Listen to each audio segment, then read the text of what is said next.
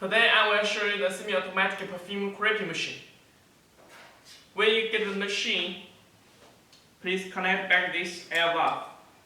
We will take off the air valve before shipping to protect the air valve.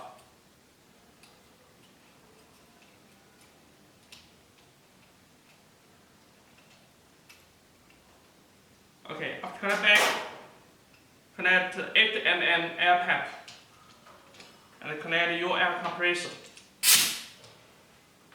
It's ready.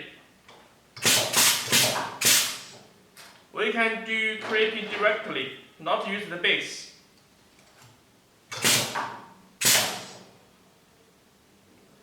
Or we use the base. We do crimping. And then turn the heat down.